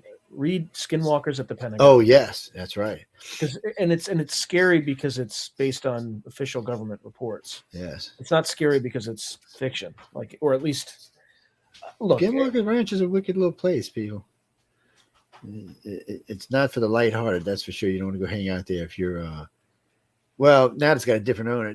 See, that's one of the problems. First, it was owned by one guy, and then Bigelow bought it, and now this other guy's got it. And somebody asked me, well, if there was anything real out there, why did Bigelow give it up? I said, because it wasn't what Bigelow was hoping for. Bigelow was hoping for something extraterrestrial, and I don't think this is what that actually is. In other words, when I was out there, it didn't seem to be ET related. It seemed to be something else. It could be, like I said earlier, it could be something related to being downrange from testing facilities. It could be something natural. It could be something that the native Indians talk about. But for some reason, it just doesn't have that extraterrestrial sense. It feels more like something that maybe was a part of our planet at one time, and it's fewer, one or two left or something. It's a strange feeling, but when you get out there, you'll definitely sense there's something out there besides you. You get this eerie, scary, really weird sense of, and every now and you get these weird smells and stuff that come through, and occasionally you find animals mutilated. But I've always been iffy on mutilations because I busted cattle mutilation. They hate me for that, by the way. I am so hated in ufology because I messed up their cattle mutilation that it's not even funny. How'd you mess it up? Well, stupid me thinks logical, so I started looking into cattle mutilations. And I asked some doctors, because the parts of the bodies that were missing, like the udders and just different parts, I said, well, why would anybody want that? He said, well, if you were eating it, it would be this reason or this reason. And I said, I asked him something. I said, yeah. I said, well, because all these cows that have been mutilated are all around areas where we used to do nuclear testing. Yeah. So I said, with these, he said, oh yeah. He said, to what radiation would show up first. So then it got me bothering. I said, well, why are they leaving the cows? Why aren't they taking the cows and disposing them or doing something with them? Because I started talking to the ranchers, and these weren't just little cattle herder guys. These are big ranchers, and the cows are insured. Without the body, they can't collect the insurance. So now aliens wouldn't even know if your cows was insured, or wouldn't even care. Let's be honest about it. But the government might, because the odds of you talking about this when you can just go get the money for your cow is a lot less. Right. So it just bothered me that almost everybody I talked to, not everybody, but almost everybody I talked to, cows were injured. And it was the same body parts being taken. And every doctor I talked to after that said the same thing. That's where radiation would show up first. Yeah. And people said, well, why did that make any sense? I said, well, it makes perfect sense. I said, they were testing nuclear radiation around there. They want to know if there's a potential problem because they can nip it in the butt before it happens. I said, the government needs to know this, because if all of a sudden people start dying from this, that, or the other thing, it's going to come down to the government like a ton of bricks. This is a way they can monitor it, and people just say it's aliens and they can do what they want to, and nobody pays attention. Nobody gets hurt because the farmer or the rancher gets their money back. They'll probably get more than what the cow was worth. So it made sense. And, they hated when I brought that out. Oh no, Joe, I can't be that. I said, well, what the hell? Why the hell are aliens? I said, tell me why the aliens are taking those parts. I said, were they trying to eat some extra radiation? And the fact that it doesn't really happen. It doesn't happen east of the Mississippi River. There might be one report. It really doesn't happen in Europe. There's only one or two reports. Have they ever caught anybody? Well, they did catch one thing. So this general down in South America started having all these cattle mutilations, and then his cows were disappearing. So he had this insurance policy for like poachers. So all of a sudden, like 40 of his cows went missing, and he was collecting the insurance on them. Well, some reason the guy, I think they had one of the big tower wells, and it wouldn't pour water. So the guy went up there to check why all the cows were inside the well. It was fraud, is what it was. Oh man, it happens though. I mean, and people take advantage of stories like that because it scares people. He was actually saying El Chupacabra was taking him away. So, I've never met, and I don't want to meet El Chupacabra either, by the way. But still, it's some of these stories are crazy. That's a good thing to write about El Chupacabra. There's that guy Jaime Maussan who gets those pictures of those creepy gray aliens peeking around the corners and stuff. Every time I see one of them, I say, "What is it? Pedophiles? What the hell is this?" They do. They got these little like sneaking around. Like, okay, I said, I'm not thinking that's how they would do it, but hey, Right. maybe so. But see, all that's good writing material. That's all stuff you can use to put it in there. What's that, Melissa? Oh no, you see what it says on the bottom going by? You see where it says it down there? Real world paranormal with dark fantasy. I stole that off of one of John's titles. Yes, dark fantasy. That's why I told you to read it in the daylight. Yes. Oh, you think you won? I'm not giving away 33 till next week. Don't hate on me. Hate on Sean. It's his fault. I'm blaming it on Sean. Oh no. What's that? Okay. Denise wants to know why sci-fi. That's all it says. Why sci-fi? Because it's interesting. It forces you to think about the future and think about how technological change causes change in other aspects of society, right? Even how we're living today, right? If you look at social media, who knew 10 years ago or 20 years ago it would be as disruptive as it's been, right? There's a lot of unintended consequences. And that's what you do when you write sci-fi. You think of a new technology and then imagine how society would react to that new technology, positively or negatively. And you have a story from that. I think it's interesting. You should do a book on how social media ended the world. Oh Lord. Yeah, that's a whole other show, Joe. It is. It surely is. Look, I'm not anti-social media. I got a lot of social media pages, but I would have never thought it would have went where it went. That was just crazy stuff there. Mark, what you got for us? I see you pop something up to pop by. What is it? Oh no, all of them are for sale. World War IV is for sale, right? Yeah, so it is released. The release date is on March 1st, but you can order it. You can pre-order it now, and it'll arrive. There you go. Yeah, you can go pre-order it and get it for the day it's released. There you go. That works. Now, John had asked me a question earlier about wanting to know how all the slaggy humans and radiated humans from in the third book was going to go into how they were going to translate over into the fourth book. And I was like, wait, what? Because obviously I didn't read the books and I didn't know what he was talking about. Oh yeah, just read the if you look at Amazon, just read the header. Oh right, no, the description of the book. But the point is that there's some stories that are that do have a war after there's in a post-apocalyptic environment. So there's a story by Laird Barron as an example, who's a pretty prominent horror writer.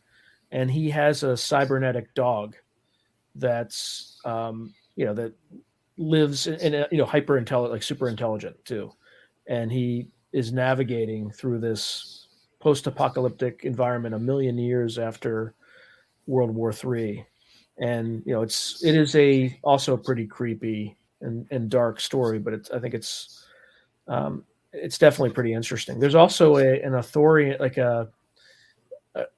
an Arthurian kind of story in a post-apocalyptic setting too.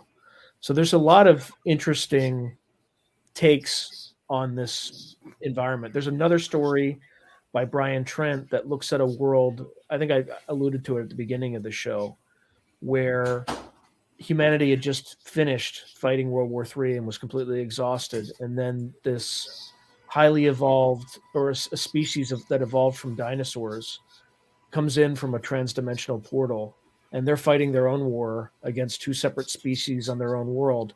And humans to them are barely register. They're like rats. Right. So there's a lot of interesting takes on what that future might look like. There's some that also involve kind of a war with China that's happened, and then kind of what's next.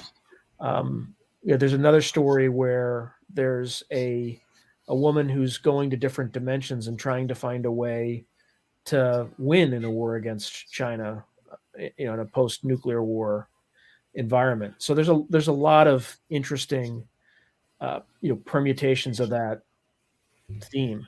The other thing too, Joe, you asked me what I was working on.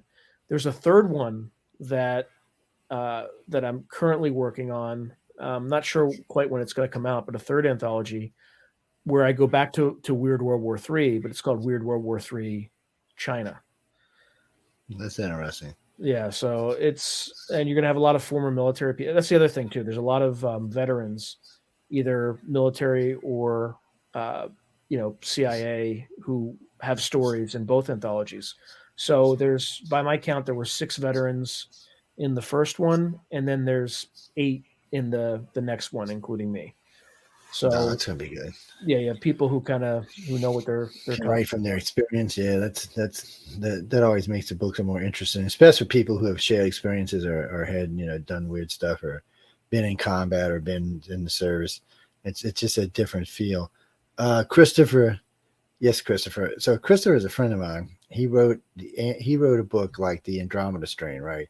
Mm-hmm. So, but his book was the Andromeda Strain, but this was on a different world. These were aliens that had caught up with this disease that was rampaging across their planet. Well, it turned out to be us. We were the virus that was rampaging across their planet. And I was like, wait, what? I said, how does this work now? And so apparently the aliens were a virus. Like the Andromeda Strain was actually some type of virus, but they lived on this world that was their world. And we invaded it, and I guess we became the virus. I was like, okay. It was a little weird. I said, well, submit it to Galaxy Press, see what happens. He's like, really? I said, yeah, I can't tell you if it's any good. I don't know anything about this. It's submit it. That's the only way you're going to find out. But that's a good way of doing it. But see, stuff like that, I mean, Andromeda Strain could be just, see, now that we have COVID, there's lots of ways to go with COVID. From, it fizzles out to nothing to it's the last great, breath of planet Earth, or I should say of humans anyway. Well, actually, I have a short story about something like that. So there's another anthology that's coming out this June, again by my publisher, Baen Books. It's called Robo Soldiers, and most of the stories, probably all but one between 1 and 3 of them, are by former military and intelligence folks. And the purpose of the book is to look at the future of AI and robotics. But I also slipped in a CRISPR virus in my story, where if you remember the Zika virus? Mm-hmm.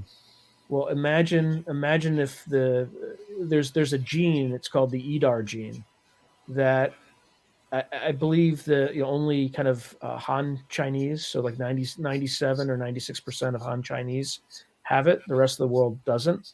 If you were to harness that virus, you could make it so that all newborns outside that population, their skin would blister in the sun. So just imagine what would happen and then you can blame, let's say you wanted to blame the Pakistanis, and because they want everybody to wear a veil, right? And you could pin it on somebody and almost get away with it. But that starts kind of a weird World War III. And, my story kind of takes place after that. But what would that world look like, where all your children and, young adults have to wear cloaks? Otherwise their skin blisters in the sun. That'd be a whole different thing. It'd be like the Middle East on the entire planet. Yeah, and it would harm Yeah, your economy, right? Like it yeah, would like have a it's number doing of now. different impacts. And if you're caught out in the sun, like your skin will blister, you have all sorts of problems. So eh, so and that's just CRISPR. Like that's something that can be done today. Like the Yeah. technology exists to do something that horrifying today. Kirby, he's talking about the CRISPR technology. CRISPR is what Pfizer and Moderna use to do their vaccine. It's too much to get into in this particular show because we only got about 15 minutes left. But it's just you can look it up. It's gene editing, right? Yeah. You can edit specific And genes. they edit the gene to teach the gene how to look for specific things. So it's actually was designed for one disease, and then they decided it would work good for cancer, which is what they were trying to use it for when COVID came along. It identifies, so in cancer, it identifies the cancer cell, and then it goes and eats the cell. So it gets rid of it, and that's what it's supposed to do with COVID, and it does. It's too much to get into on this show. I don't want to go there because it's just too much to get into. But look it up. It's interesting technologies. All I can tell you. It's probably one of the technologies for the future. Yeah, it's one of those things that it has good application. It's just a technology. It has good applications, and then it can also be used as a weapon. Well, I'm sure it's Satan's weapon, but at this point, it's not. Okay. Remember, anything we create can be turned into a weapon if we really want to weaponize stuff. Yeah. Well, and as far as all the rest of it goes, we're going to be doing a political show soon enough that y'all can write in all y'all want about what virus is what and who did what and who didn't do what and who said what. That's fine, but that's not what this particular show is for. Well, no, I would bet. Now we have Sean this too, but I would bet just as COVID starts to fade over the next 2 years or so, you're going to start seeing a buttload of these movies about viruses. I mean, we went through that wave. What was it in the 70s? I think when they started doing gene research on how to kill people that's why we needed vaccines. They were doing all this chemical biological warfare testing. So there was a lot of movies about it back then, and then it kind of waned out. But I think now, because of COVID, we're going to probably see, it might take a couple of years, but we're going to definitely see a big group of these movies come out. So there'll be a lot of writers out there writing. Well, you got to have a good author. You got to have a good novel, good something to write a movie. Yeah, I mean, I guess you can just sit there and write a movie, but it's not the same thing. And no, I agree with Gene. The movie's rarely as good as the book. Because the books are usually got way more detail in movies. It's like Dune. If you read Dune, there's way more to Dune than what you get in the movie. And the movie's great. I'm not going to lie. Original movie is fantastic. It's great. It's a classic, whatever you want to call it, cult, whatever. But there's more to it in the book. There's still stuff missing out of that movie. And the new one, they're trying to incorporate a little bit more in that by doing it into a 2-part series. Oh, yeah. Well, I hope Sean does write a movie like that. I'll be calling him. He'd be my best friend. Hey, Sean, how you doing, baby? That's first book. I hope that's what it turns out to be. We'll see. That's what I'm saying, man. When it gets out, I'll get you on. When it gets out, we'll do some teasers, and because it's another thing when I did the lecture for them about. I said, whatever y'all do, people, don't give away the book. And like, what do you mean? I said, a lot of authors don't realize when they're talking to me or anybody else, if you say too much in the beginning, you've given away the end. I said, the best place to talk about a book is somewhere in the middle, in a non-place that's not driving to the end or even bringing to the beginning, because sometimes the beginnings are and you got to be paying attention, and then it kind of goes in and settles into the middle, and then you got the end. For some reason, some authors, because they're just not radio experience or television experience, they have a tendency, if you give away the end, you're not selling your book. That's all I'm telling you. People go, well, I figured it out on the radio. I ain't no reason to go buy that damn book. So I'm honest with them. I wanted them to know that because it's easy to do. It's not, especially if you're new. It's really easy to do. The old authors are like, they'll give you like 3 little sentences of a book. Now let's talk about something else. Like, all right, we'll talk about something else. Which I can understand. I didn't even say the half of it either. There's lots of surprises in that thing. Yeah, I bet too. And well, no, you go on Amazon. I just had the Amazon page up a few minutes ago, and you can go over there and let me see if I still got it posted. I'll grab it real quick for y'all. Let's see. You can go there and just peruse through and see what you want to get.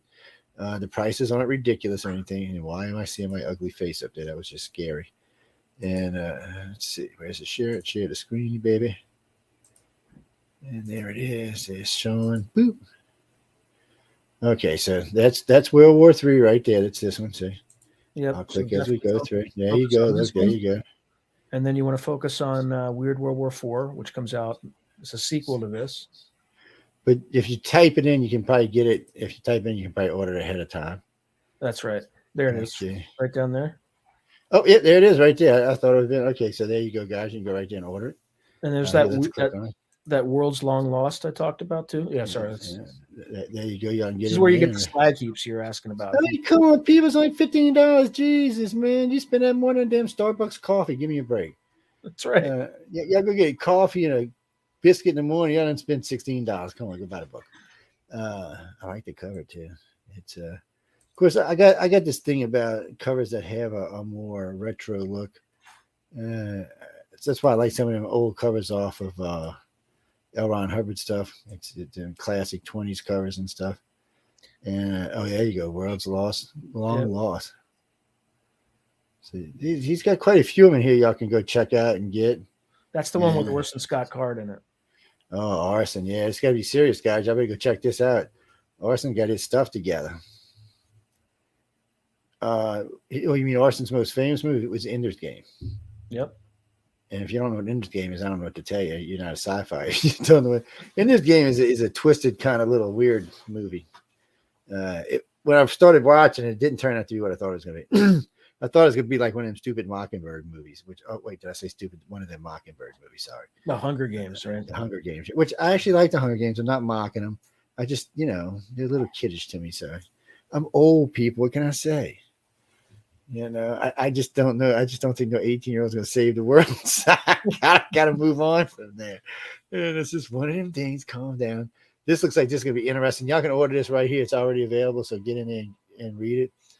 If you've ever seen the movie The Thing, yes, John I have. Carpenter, Actually, yes, I have. These are the kinds of stories. And that's going to be great. Now, Orson just don't go right with anybody. People, just so y'all know that. If you scroll down, where Hell's Well, I can talk about that too. If you go down a little bit. Where is it at? Yeah, right there. Oh, there it is, right there. Okay. Yeah. So there's the publisher that put this together, Systema Paradoxa.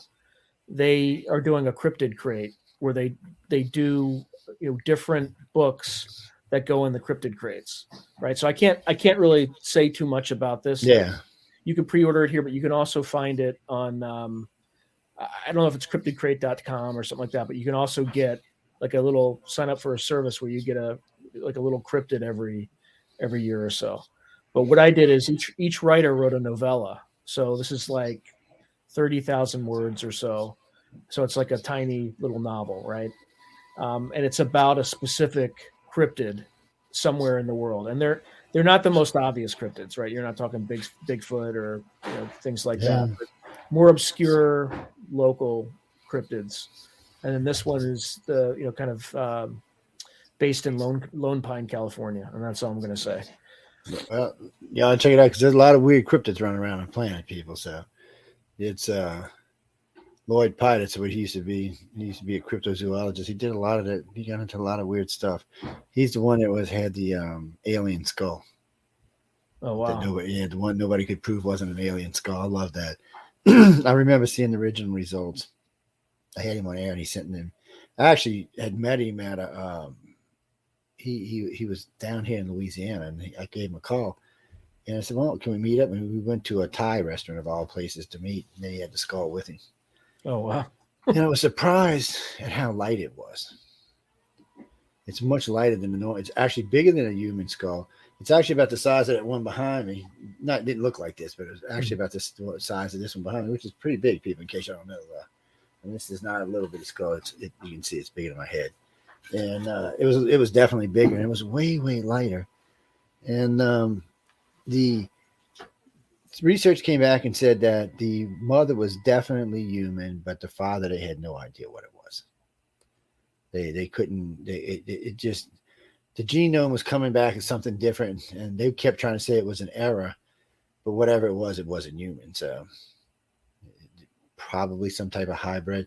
And what's weird about that is that happens to be in the area of where the Naskins live. That's who used to board their children's head to look like they're gods, which just happened to look like this thing's head that they found. And the other thing is, Nazca built all those lines all over the desert that you can only see from way the hell up in the air. You got to be at least 4,000 or 5,000 feet to actually see what the artwork looks like. And it's everywhere. And some of it looks like it's pointing and stuff, but what got me is how these guys made these perfectly straight lines on the ground without knowing the endpoints. I mean, you couldn't see it from the ground. You couldn't even see it from the top of a mountain. You had to be up in the air to see it. So it was crazy.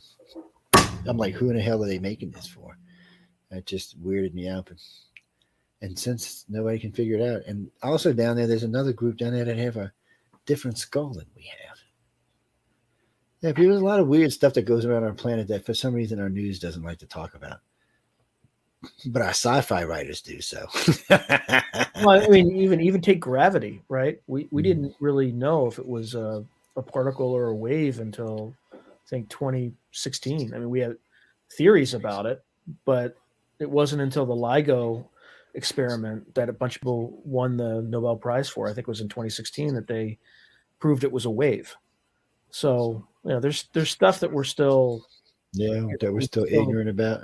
Yeah, that's right. That's right. What's this one? Galaxy's Edge. So it's a magazine that comes out, I think, 6 times a year.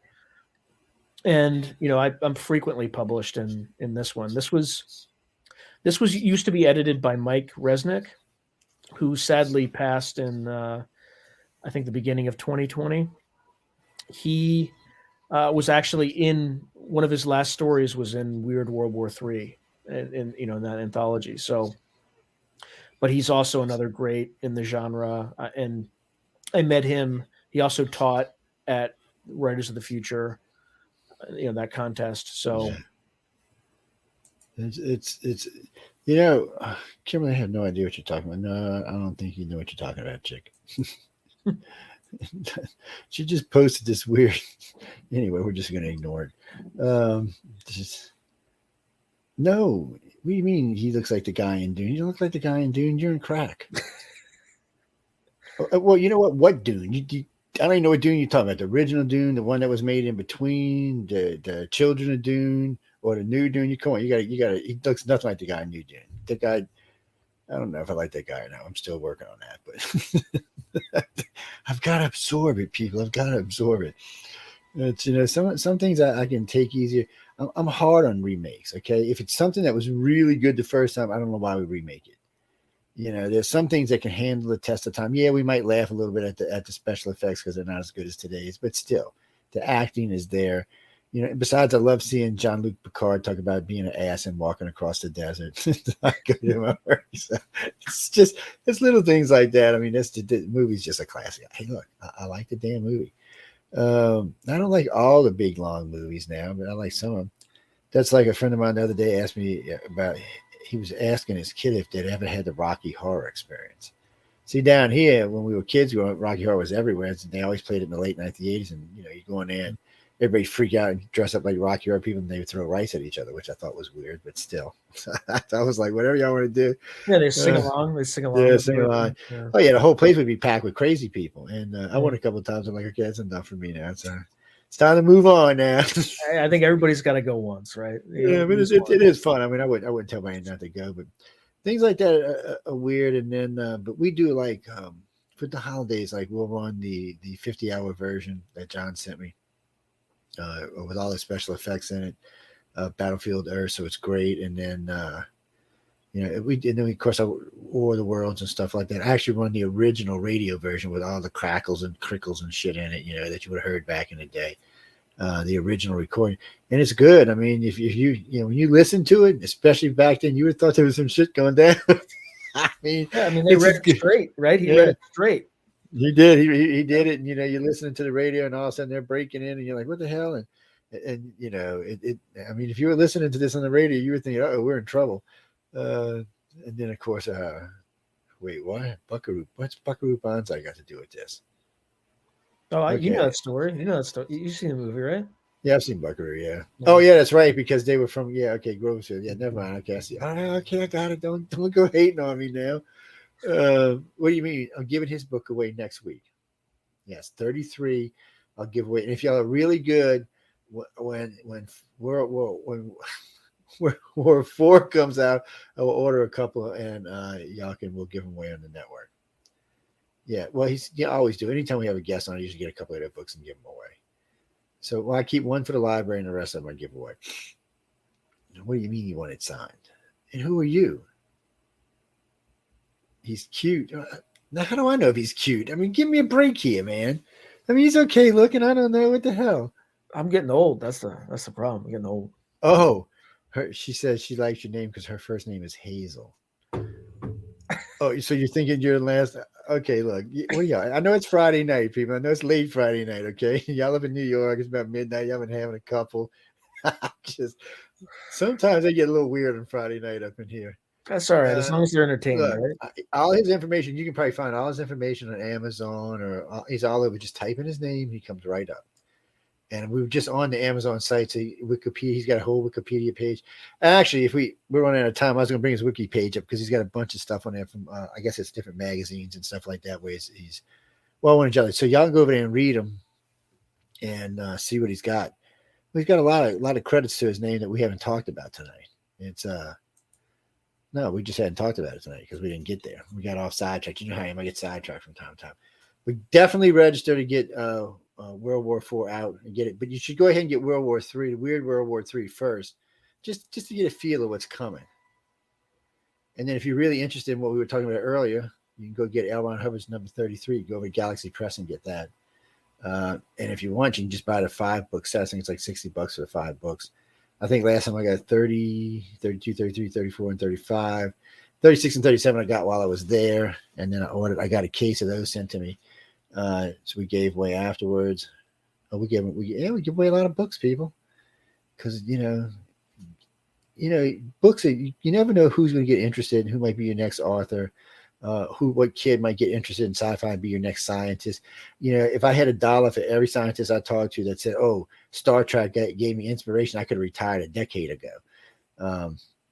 I have never met anyone at NASA that said that either Buck Rogers or Star Trek didn't give them the motivation to be scientists. Buck Rogers always cracks me up because if you ever watch the old Buck Rogers, you got to be like, what the hell, people? You really... Who's that? Gil Gerard? I think it was actually. Yeah, and they're fun to watch. It's just kind of comical, and it's very 80s, very 80s. Yeah, very 80s. Yeah. It does get that kind of weird retro stuff going on. And then there's no, not the late great Planet Earth, Forbidden Planet. That's the first colored sci-fi movie ever made, which actually holds up remarkably well in 2022. Oh no, people! It's funny. It's campy because it's what's his name? He's a comedian. He turned into a comedian, but he was a lead man back then. Oh, I can't think of his name now. He played in Naked Gun movies. That's all I can remember. But he played a lead man back in Leslie Nielsen. That's who it was. And but that was an interesting movie. So those kind of movies kind of set the stage for where the 70s and 80s went. And thank God the 80s was so horrible that the 90s went a different direction. 80s went, okay, let me retract that. The 80s wasn't horrible. They were just very campy, is all I can say. The movies were very strange, like the alien clowns and stuff like that. There was just a lot of weird stuff. Killer Clowns from Outer Space. Yeah. There's just a lot of weirdness that went on in the 80s. And, that's when Pet Sematary came out in the 90s, didn't it? Yeah. Late 80s. Yeah, I think it was a remake. 90s. It was a remake, too. Yeah. Recently. The Thing's still the best. The Thing still holds up today. Thing's a great movie. Well, somebody the other day was telling me how much he enjoyed the original Blob. I actually forgot about the Blob. I'm not going to kid you. And then I forgot that there was a newer version made. Yep. I forgot all about it. And then, but I watched The Thing the first time because I was watching, what the hell was it? The Boggy Creek Monster. So I was watching that, and The Thing was coming on after. It was like a double thing. It was a drive-in movie of all things. After they all died out. In Mississippi and Louisiana, you can still find whenever they still got about a handful of them left if you want to go to one. And for you Z Janice and for you young millennials, if you don't know what a drive-in movie is, I don't know what to tell you. You go park there and watch the movie. Put the little speaker in your car and watch the movie. It's how you got a big screen TV in your house? Well, this is bigger than a movie screen. These things are usually like 200 by 200. They're massive screens, yes. And you turn on the radio to hear it. Yeah, you can listen through the FM in your car. Or some of them had little speakers you could put on your car. Either way, you could listen. And they had a little concession stand and all. You could go pig out and stuff. It was just a different experience. Now the movie theater right here. Oh man, so if you get a movie here, they all got all these reclining chairs now. They're all pluffed up and fluffed up, and you can buy beer now too, right? Yeah, you can buy beer. You can buy liquor. Not just beer. You can get liquor. Yeah, you used to do that, right? Yeah, that's not the movies I went to when I was a kid. It was off limits. Yes, it's like, no, it's not adult movies, people. What are you talking about? No, it's just a regular movie theater. Yes, it just, because, they want adults to come watch movies. And since we don't want popcorn and Coke, we might want, something in a drink. That's what they do now. What are you showing? Okay, Elizabeth is asking, wait, what? No, we talked about that. Oh, wait, you mean what he's doing in the immediate future? Not writing, just what is he doing? Okay, well, what are you doing in the immediate future? I'm not sure what that question means, but there might be some, something behind that question. You better watch out, man. These women around here are tough, dude. They don't know you married or not. They might go eat you for lunch. I'm just warning you, man.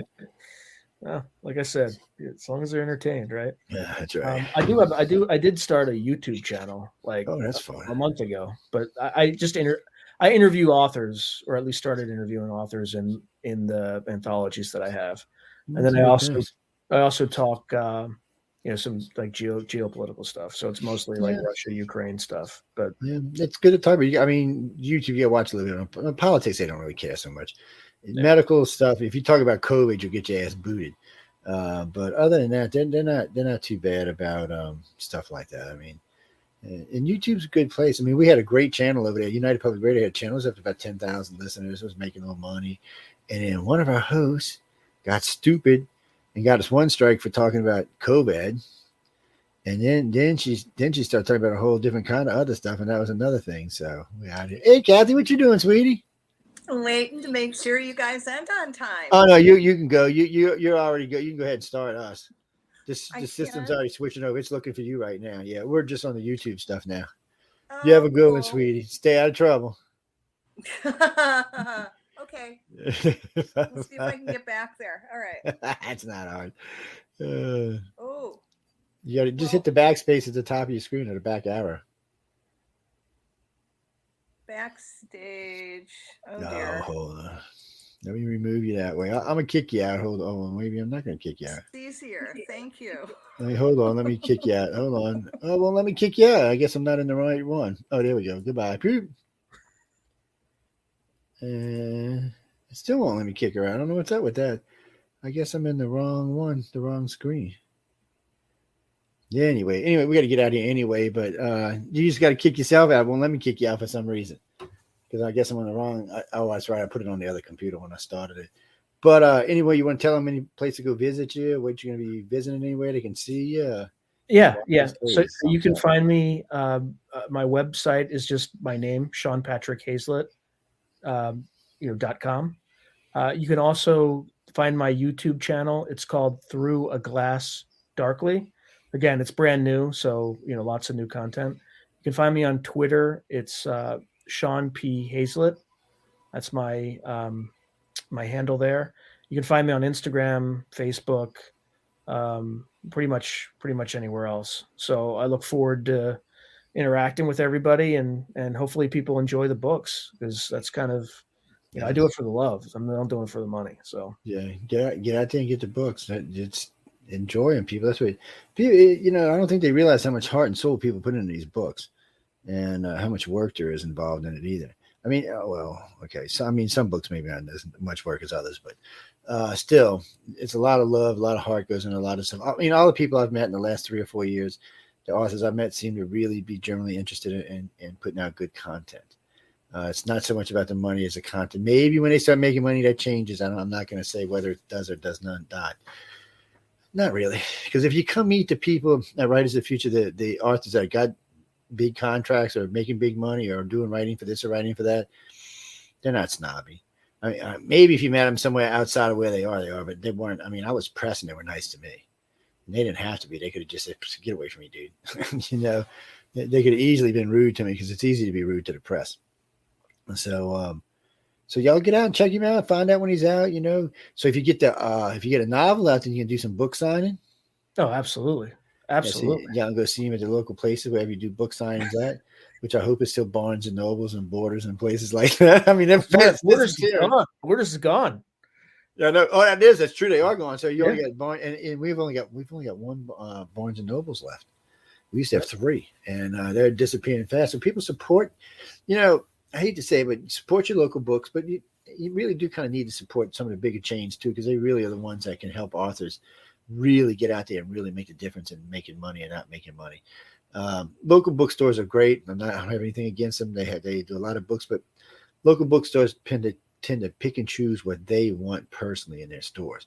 Whereas book chains are more looking for, a bunch of stuff they can put out, decent material they can put out that people will be interested in. They need a lot more variety than your local bookstore. That's because, have you ever seen the size of Barnes and Nobles, people? Come on. You have any freaking books from that place?